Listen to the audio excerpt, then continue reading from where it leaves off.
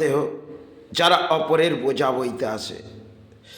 হয়তো কোনো মানুষ পথে যাচ্ছেন, তার কাছ থেকে বোঝাটা নিয়ে তিনি মাথায় করে এগিয়ে যাচ্ছেন, কেন তিনি জীবনটা সেই পর্বে কাটাচ্ছে যে অপরের বোঝাটা যদি হালকা হয়ে যায় তাহলে আমি মাথায় করে এগিয়ে নিয়ে যাই। তিনি কিন্তু এই ভাবনা চিন্তার মাঝে আসছে এবং একের পর এক প্রাণীকে তিনি কিন্তু বোঝাগুলো নিয়ে যাচ্ছেন, কিন্তু তাকে কেউ আর বুঝে উঠছে না। এই জীবনযাত্রার লড়াইয়ে আমরা বহু কিছু সফল মনে করি, কিন্তু যারা বহু কিছু হয়তো সমাজের জন্য সফল করে তারাই বিফল।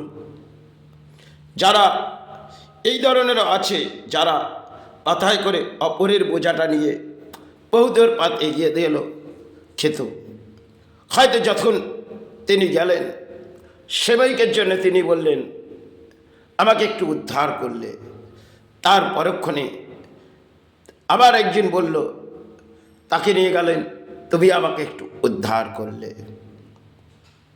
এই করতে করতে তিনি বোঝাগুলো একের পর এক উদ্ধার করতে লাগলেন, কিন্তু সেই বোঝা মাথায় করে তিনিই নিয়ে গেলেন, আর কেউ তাকে বুঝে উঠল না।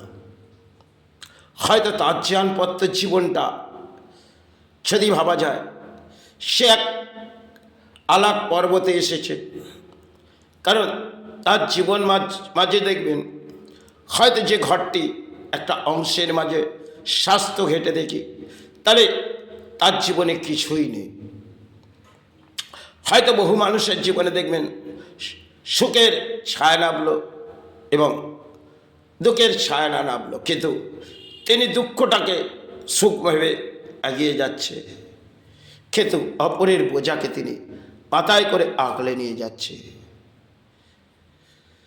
তন্ত্র শব্দে একটি কথা আছে যেটা অপূর্ব শব্দ,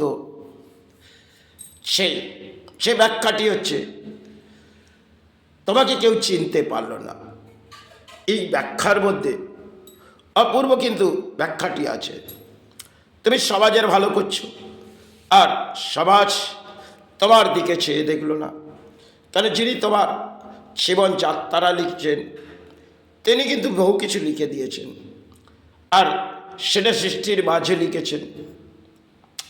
যখনই তিনি জন্মগ্রহণ করেছে তার মধ্যে সমাজের কল্যাণ লিখেছে, কিন্তু যখন সমাজের তিনি কল্যাণ করে যাচ্ছে এই সমাজ তাকে বুঝে উঠল না।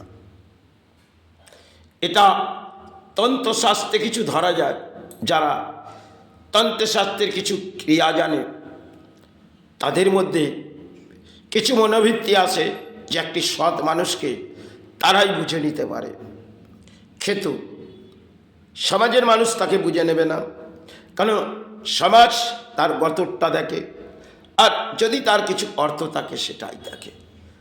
আর তন্ত্রশাস্ত্রে যারা সিদ্ধাই নিয়ে বসে আছে তাদের কাছে যদি সেই মানুষটি যায় তিনি কিন্তু একটি ব্যাখ্যা অসাধারণ বলবেন, সে ব্যাখ্যাটা সমাজের মাঝে চলবে না। তাই তেনার কাছে যখন বসে একটি আলোচনার টেবিল বসা যাবে তিনি কিন্তু একটি ব্যাখ্যা বলবে, সে দেখ বাবা তোকে কেউ চিনতে পারল না। সেই অদ্ভুত রহস্যটা কিন্তু তাদের কাছ থেকেই তিনি বুঝে উঠতে পারেন।